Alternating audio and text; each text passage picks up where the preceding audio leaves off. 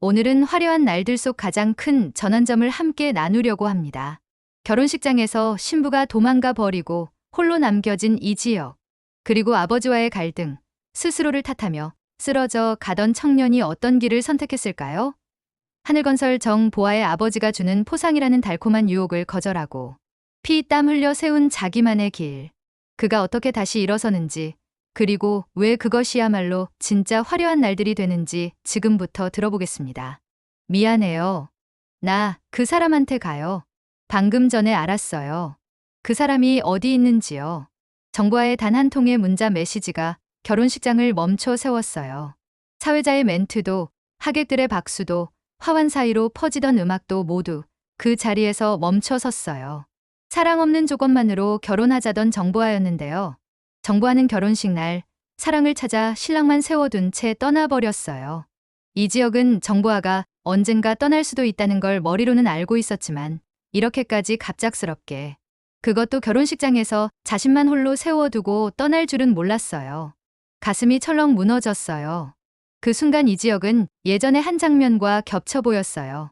자신이 가르치던 신입사원 오재진이 6개월 만에 낙하산으로 본부장 자리에 오르던 날이었어요. 오재진의 비아냥거림 속에 과장으로 한 계단씩 올랐던 지역의 자리는 허망하게 흔들렸었죠. 오늘 정보아의 선택은 재력과 아버지의 그림자를 등에 업은 채 타인의 노력을 무너뜨린다는 점에서 어딘가 오재진과 닮아 있었어요. 그 닮음이 지역을 더 아프게 했어요. 지역은 지은호의 사랑 고백을 한번 밀어냈었어요. 넌 나하고 안 어울려. 그렇게 말해버렸어요. 지역과 지은호, 그리고 박성재 사이의 감정은 오래 얽혀 있었죠. 성재는 지은호를 좋아했고 지은호는 무려 9년이나 지역을 짝사랑했어요. 지역은 그 복잡한 삼각의 경계에서 비혼을 말했어요. 하지만 비혼이라는 말 뒤에 숨은 건 두려움과 자존심이었어요. 2번이나 깊게 긁힌 자존심과 스스로를 용서하지 못하는 마음이 지역을 괴롭혔어요. 결국 지역은 아버지와 크게 다투고 집을 나왔어요. 공사판을 전전하며 쉬지 않고 일했어요. 생각이라는 걸 하기 싫어서 몸을 혹사시키는 선택을 했어요. 아픔과 상처가 진정되지 않아서 웃을 수도, 먹을 수도, 잠을 잘 수도 없었어요. 무엇보다 제일 용서하기 힘든 건 자기 자신이었어요. 어느 날 봉고차가 내린 곳은 에델이라는 보육원이었어요. 여기 내가 봉사하러 왔던 곳인데 이런 꼴로 원장님께 보이긴 싫은데, 지역은 속으로 중얼거렸어요. 서울에 있는 친구들과 가족들에게 지금의 자신이 알려지는 것도 싫었어요. 반장님, 저 집에 가야겠어요. 허리가 너무 아파서요. 지역이 어렵사리 말을 꺼내자 반장은 눈살을 찌푸렸어요. 뭐라고? 여태 멀쩡하다가 무슨 소리야? 오늘은 일 못하겠어요. 그냥 가겠습니다. 지역이 끝까지 고개를 들지 못했어요. 그때였어요. 반장이 말했어요. 그럼 이씨, 서울 좀 다녀와 주겠나? 김 총무가 다리를 다쳤는데 자네가 좀 태워다 줘야겠어. 서울 자재상에서 유리 몇 장 끼우기로 했는데 자네가 좀 데려다 주게. 부탁하네. 서울이요? 지역은 서울이 싫었어요. 모든 기억이 그곳에 있었거든요. 그래도 어쩔 수 없이 운전대를 잡았어요. 다리를 다친 김 총무를 태우고 서울 자재시장에서 김 총무의 일이 끝나기만을 차에서 기다렸어요. 바로 그때였어요. 지역의 차 앞으로 지은호가 인테리어 자재를 들고 활기찬 표정으로 지나갔어요. 누군가와 통화를 하며 환하게 웃고 있었죠. 지역은 자신도 모르게 몸을 잔뜩 웅크려 조수석으로 엎드렸어요. 심장이 철렁했어요. 지은호는 마치 지역이 거기에 있을 걸 알았다는 듯 한동안 그 주변을 서성이더니 잠깐 시선을 차창에 두었어요. 지역은 더 깊이 고개를 숙였어요. 핸들에 이마를 박은 채 숨을 죽였어요. 지은호가 택시를 타고 사라질 때까지 지역은 움직이지 못했어요. 이 두근거림은 뭐지? 내가 왜 숨는 거지? 난 그런 사람이 아니었는데. 난 항상 당당했고 할 말 다 하고 일을 잘해내는 사람이었는데, 돌아오는 차 안에서도 지역의 머릿속엔 지은호 생각뿐이었어요. 등신 같은 새끼, 무심코 튀어나온 혼잣말이었어요. 옆자리에 김 총무가 깜짝 놀라서 물었어요. 예? 등신 같은 새끼요? 난 다리가 다친 것뿐인데요. 김 총무는 오해했어요. 지역은 멍하니 창밖만 바라보다가 대답을 놓쳤어요. 그의 시선은 멀리 흐려졌고 문득 예식장에서 신부 없이 홀로 서 있던 자신의 모습이 겹쳐 보였어요. 허탈한 웃음이 새어나왔고 가족들이 자신을 걱정하며 어떤 마음일까 떠올랐습니다. 그러다 또다시 은우가 생각났어요. 은우의 밝은 눈빛이 마음을 파고들자 지혁은 숨을 크게 들이쉬며 스스로를 원망했어요. 등신 같은 놈 또 등신이지, 바보 같은 놈. 그는 낮게 중얼거리며 눈을 감았어요. 김총무는 화가 났어요. 차 세워, 차 세우라고. 차가 멈추자 김총무는 지혁에게 시비를 걸었고 거칠게 어깨를 밀치더니 얼굴을 세게 몇 차례나 때렸어요. 지혁은 변명조차 하지 못했어요. 아니 이 지옥 같은 마음에서 벗어나게 더 때려주길 바랬는지도 모르죠. 스스로에게 내뱉은 말이었는데 그걸 설명할 힘도 마음도 남아있지 않았어요. 김총무는 지혁을 두고 혼자 차를 타고 가버렸어요. 그날 지혁은 길바닥에 대자로 드러누워 하늘을 오래 바라봤어요. 눈물이 쏟아졌어요. 아버지께 내가 단 한 번이라도 아버지 죄송해요 라고 말했다면 등을 토닥이며 그럴 수도 있지. 다 괜찮다 라고 내 편을 들어줬을까? 어제는 성재가 찾아왔었죠. 지혁아, 서울 가자. 그만 가자. 억지로라도 끌고 가줬다면 좋았을까. 그러나 성재는 문턱까지만 왔고 지혁은 더 멀리 떠밀렸어요. 적당히 숨어 있다가 사람들 지칠 때쯤 올라와서 어디 취직하겠지 성재가 그렇게 생각할지도 몰랐어요. 그 생각조차 미웠어요. 지혁은 휴대폰을 꺼내 마지막 문자를 확인했어요. 그리고는 휴대폰의 유심칩을 빼서 내던졌어요. 이제 지혁의 번호는 없는 번호가 됐어요. 정보아에게서 도착한 문자가 마지막으로 눈에 들어왔어요. 미안해요. 난 내가 사랑하는 사람을 찾아 멀리 떠나요. 다시는 나타나지 않을 거예요. 그동안 미안했어요. 지혁 씨, 포상받아요. 아버지가 많이 주실 거예요. 당신은 피해자예요. 아버지는 이지혁 씨를 참 많이 좋아하셨어요. 꼭 포상받아요. 모든 걸 잃었다고 믿던 지혁에게 그 문자는 또다시 마음을 흔들었어요.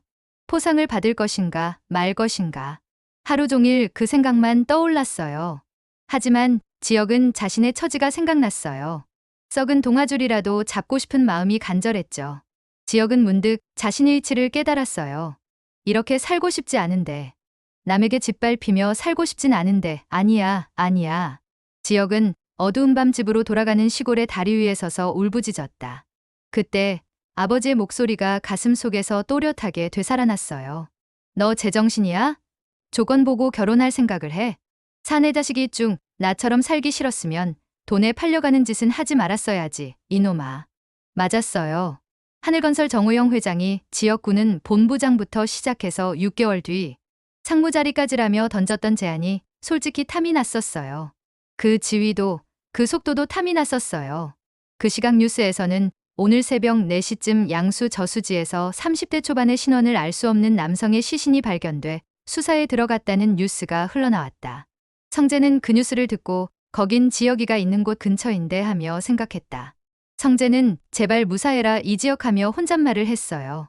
지혁의 식구들은 설마하며 가슴을 졸이며 제발 지혁이 아니길 빌었다. 상철이 지혁에게 그렇게 나가라고 화를 내는 게 아니었는데 하며 자책하고 있을 때 다정이 다가와 여보, 우리 지혁이 그렇게 약한 아이 아니야. 우리 지혁이 믿어보자. 내가 지혁이한테 지혁아 때가 되면 돌아올 거지? 라고 물었더니 네 하고 문자 왔어. 여보, 우리 지혁이 걱정하지 말자. 뉴스에서 보니 그 사람 우리 지혁이가 아니었잖아. 우리 괜한 걱정을 했어. 우리 지혁이가 돌아오는 길이 오래 걸리더라도 우리 아들 믿고 기다려주자. 지혁은 그날 다리 위에서 결심했어요. 아버지처럼 묵묵하게. 그리고 스스로의 힘으로. 나를 버리고 아버지처럼 살기로 결심했어요. 외딴 시골에서 일용직 건설 노동자로 다시 시작하자. 작은 건축 프로젝트부터 현장 소장 자리까지 한 계단씩. 언젠가는 내가 세운 회사로, 내가 세운 기준으로 서보자. 지혁은 그렇게 마음을 굳혔어요. 지혁은 깊게 숨을 들이마시고 장갑을 챙겼어요. 내일도 현장에 나갈 거였어요. 이른 새벽, 흙먼지와 철 냄새가 뒤섞인 현장에 지혁이 도착했어요. 삽과 무전기가 쌓인 창고 앞에서 덩치 큰 중년 남자가 손을 흔들었어요. 처음 보는 얼굴이네? 난 송씨요. 그냥 송씨라고 불러요. 안녕하세요. 이지혁입니다. 오늘부터 같이 일하게 됐어요. 지역이 허리를 숙였어요. 허리 아프다더니 또 나온겨? 이 바닥은 말보다 행동이고 힘보다 마음이요. 할 수 있겠어? 송 씨가 묻자 지역이 고개를 끄덕였어요. 할 수 있어요. 해야만 해요. 지역은 눈빛이 단단했어요. 송 씨는 그 눈빛을 보고 미묘하게 웃음이 났어요. 지역의 첫 인상이 나쁘지 않다고 느꼈어요. 송 씨는 기분이 조금 좋아졌습니다. 그럼 오늘은 기초 타설전 거푸집 점검부터 같이 돌아볼까? 이건 이렇게 하는 게 어때요? 송 씨가 오래 쓰던 줄자를 던져줬어요. 송 씨는 가볍게 농담을 섞으며 긴장을 풀어주려 했어요. 송 씨는 배려심이 있었어요. 네, 송 씨 아저씨. 이건 이렇게 해야 돼요. 철근 간격이 조금 벌어졌어요. 비 맞기 전에 보강하는 게 나을 것 같아요. 지역이 조심스럽게 의견을 냈어요. 송 씨가 눈을 흘겼어요. 오, 말을 하네? 그래, 그럼 내가 앞장서서 잡아. 지역이 장갑을 쥐고 철근 바인딩을 시작했어요. 땀이 이마를 타고 흘렀어요. 지역은 몸이 익숙치 않아도 손을 멈추지 않았어요. 지역은 숨을 몰아쉬면서도 눈을 반짝였어요. 며칠 뒤 애들보육원 창호 교체 날이었어요. 아이들이 마당에서 공을 차며 웃고 있었고 원장님은 낡은 창틀을 바라보다가 한숨을 쉬었어요. 원장님, 오늘 오후에는 새 유리로 바뀔 거예요. 겨울에 바람이 덜 들어오게요. 지역이 먼저 말을 걸었어요. 지역은 스스로도 놀랄 만큼 차분했어요. 지역은 뭔가를 지켜주겠다라는 감정이 일어났어요. 유리가 들어오기 전까지 창문 틀의 뒤틀림을 바로잡아야 했어요. 지역은 송 씨에게 다가갔어요. 송 씨 아저씨, 이건 이렇게 하는 게 어때요? 상부틀이 약간 뒤틀려서 그대로 넣으면 유리가 깨질 수도 있어요. 리프트 쓰지 말고 인력으로 미세 조정하면 더 안전할 것 같아요. 건축 전공했냐? 말 되는 소리만 하네. 송 씨가 고개를 끄덕였어요. 송 씨는 지역을 다시 보게 됐어요. 송 씨는 기분이 매우 좋았습니다. 현장에서 자신의 통찰을 이해해두는 사람이 생겼기 때문이었어요. 두 사람은 호흡을 맞춰 상부틀을 조금씩 조정했어요. 아이들이 창문 너머로 손을 흔들었고 누군가 삼촌, 유리 반짝반짝 하고 외쳤어요. 그날 저녁 원장님이 작은 수고비를 건네며 말했어요. 여긴 늘 후순위예요. 그래도 오늘은 따뜻했어요. 고맙습니다. 그리고 지역 씨, 예전에 우리 보육원에 봉사 오셨을 때도 기억나요. 무슨 사정이 있는 것 같으니 당신이 여기 있는 건 아무에게도 말하지 않을게요. 자주 와요. 자주 와서 우리 아이들하고 놀아주기도 하고 구석구석 오래돼서 손볼 곳이 많은데 그런 곳도 좀 손봐주고 알았지? 그땐 우리가 도움을 받았지만 지금은 우리가 도와드릴게요. 원장님과의 소중한 인연 덕분에 지역의 마음속 깊은 아픔이 조금씩 치유되어 갔어요. 고맙습니다. 저희가 더 감사합니다. 지역이 진심으로 대답했어요. 지역은 마음이 묘하게 따뜻해졌어요. 지역은 일의 의미를 다시 생각했어요.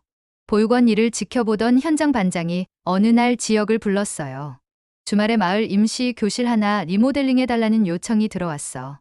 예산은 적지만 누군가가 총대를 매야 하거든. 해볼래? 지역이 숨을 고르고 말했어요. 네, 제가 해볼게요. 지역은 두려웠지만 도망치지 않기로 했어요. 지역은 스스로를 믿어보려 했어요. 프로젝트는 작았지만 할 일은 많았어요.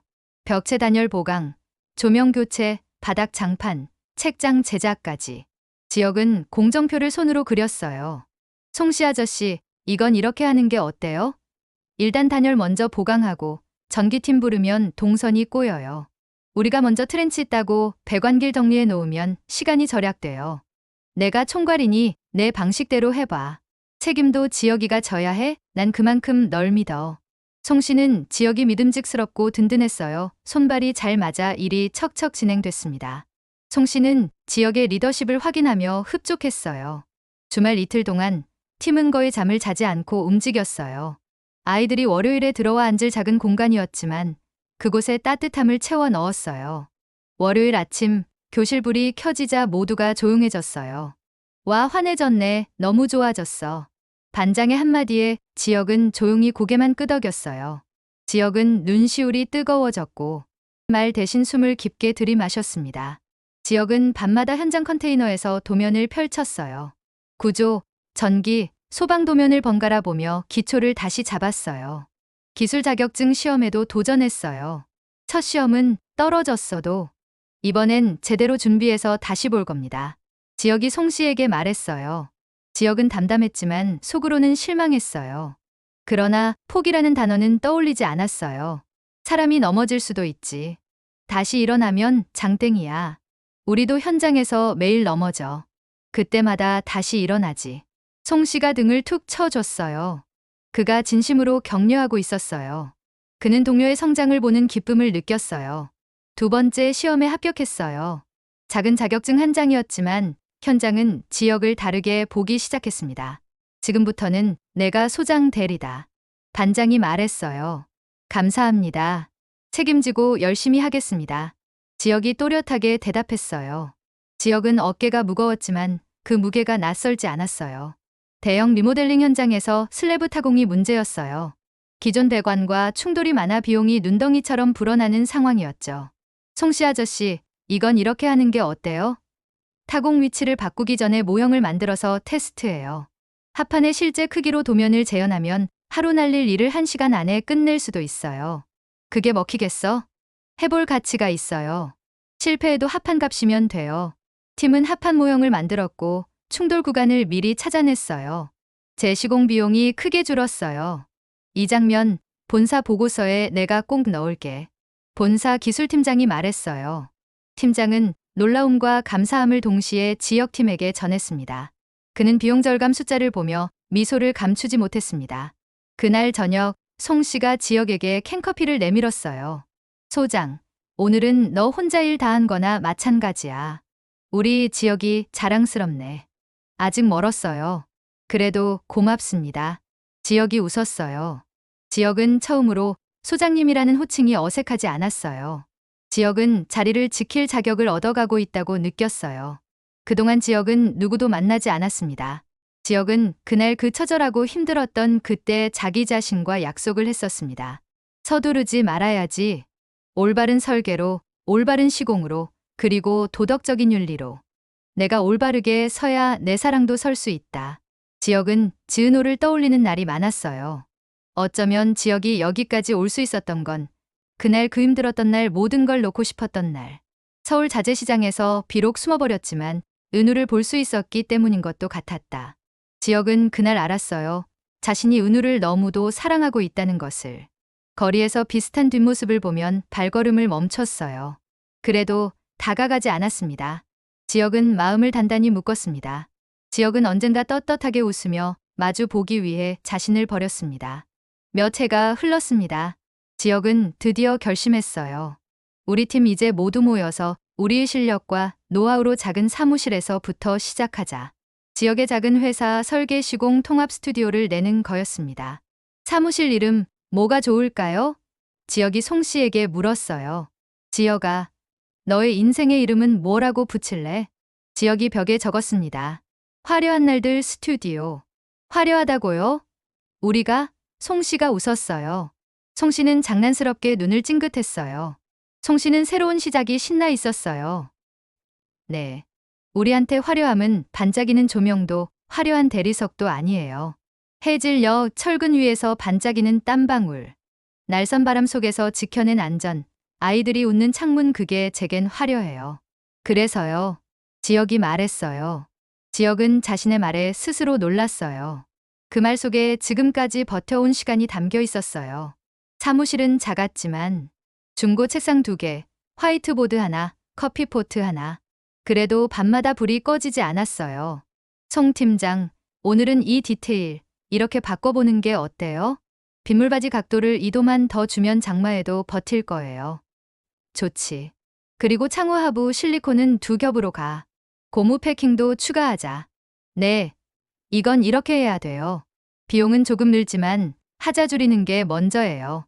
두 사람은 밤늦도록 도면 앞에서 머리를 맞댔어요. 두 사람은 피곤했지만 행복했어요. 첫 프로젝트 제안서가 들어왔어요. 의뢰인은 낯익은 이름이었어요. 에델동산 보육원. 작은 도서관 리모델링이었어요. 원장님, 저희 최선을 다할게요. 난 그날의 유리를 잊지 않았어요.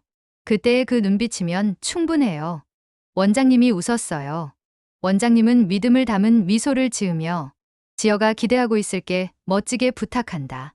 지혁은 아이들의 키에 맞춘 책장 높이, 넘어짐을 방지하는 라운드 모서리, 바닥 난방과 친환경 마감재까지 하나하나 적었어요. 오픈날 아이들이 맨발로 뛰어들어와 책을 꺼냈어요. 삼촌, 여기 냄새가 나무 냄새예요? 냄새가 좋아요. 그래, 나무는 자라면서 세찬 바람을 버티지. 너희도 큰 나무처럼 뭐든지 이겨내는 사람이 될 거야. 지혁이 웃었어요. 지혁의 눈가가 촉촉히 젖었습니다. 지혁은 이 일을 선택한 이유를 다시 확인했습니다. 지역 건축 연말 모임에서 화려한 날들 스튜디오에 애들 도서관이, 지역사회공원 리모델링 부문상을 받았습니다. 작은 상이었지만 이번엔 달랐어요. 수상소감 한마디 하시죠. 사회자가 마이크를 건넸어요. 그날 저는 남이 만들어준 자리가 아닌 제 길을 고집했습니다. 그래서 여기까지 올 수 있었습니다. 누군가가 대신 마련해주는 화려함보다 제 땀으로 지켜낸 날들이 더 화려하다고 믿었어요. 오늘의 상은 저와 함께 현장을 지킨 분들과 나누고 싶습니다. 송 팀장, 그리고 우리 팀 모두 고맙습니다. 박수가 터졌어요. 지혁은 떨렸지만 고개를 들었어요. 지혁은 더 이상 숨지 않았어요. 행사장 뒤편, 아버지 이상철이 조용히 서 있었어요. 아버지, 언제 오셨어요? 그냥 와봤어 잘하고 있는지. 둘은 한동안 말이 없었어요. 아버지, 그동안 죄송했습니다. 제가 그때는 너무 제 생각만 했어요. 지혁이 먼저 말했습니다. 그럴 수도 있지. 나도 너를 그렇게 보내고 많이 후회했다. 미안하다. 많이 보고 싶었다. 아빠는 지혁이 너가 오늘 무지 자랑스럽구나. 이상철이 짧게 대답했어요. 저 아버지처럼 살려고 노력했어요. 천천히 제 힘으로요. 이상철은 아들의 어깨를 손바닥으로 가만히 눌렀어요. 아버지는 말이 적었지만 마음은 큰 사람이었어요. 상철은 오늘의 아들을 자랑스러워했습니다. 지혁은 그 온기를 오래 기억하려 했습니다. 두 번째, 세 번째 프로젝트가 이어졌어요. 동네 진료소 리모델링, 소규모 주택의 단열 창호 개선. 불필요한 과장은 없었어요. 입찰서에는 늘 한 줄이 붙었어요. 예산보다 안전, 속도보다 품질, 한 번보다 오래. 송 씨와의 대화는 점점 더 촘촘해졌어요. 송 팀장, 이 코어 벽체 보강은 이렇게 하는 게 어때요? 탄소 섬유 보강제를 쓰면 하중 분산이 고르게 될 거예요. 좋아. 대신 시공 전후 변형 측정은 더 빡세게 가자. 네.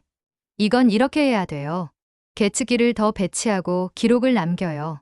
두 사람은 서로를 믿었어요. 두 사람은 실패의 여지를 줄여가며 일했어요. 사무실에는 새로 합류한 청년 둘이 들어왔어요. 언제나 야근에 지친 얼굴로 들어오지만 도면을 펴면 눈이 반짝였어요. 대표님, 저희 디테일 한 번만 봐주세요. 여기 물끈기선을 살짝 올리고 실리콘은 이 폭으로. 그럼 눈이 와도 배수돼요. 지혁은 자신이 배운 것을 아낌없이 나눴어요. 지혁은 누군가의 성장을 보면 과거의 자신이 떠올라 미소 지었어요. 어느 날 9년 전과 닮은 뒷모습이 골목 끝에서 멈췄어요. 지은호였어요. 우연히, 정말 우연히 사무실 앞을 지나쳤어요. 지혁은 문손잡이를 쥐고 서 있었어요. 문이 열리기 직전 지혁은 손을 놓았어요. 조금만 더. 내가 나에게 한 약속을 지키자. 지혁은 마음이 소란스러웠지만 물러섰어요. 지혁은 언젠가 제대로 마주하기 위해 오늘도 이를 선택했어요.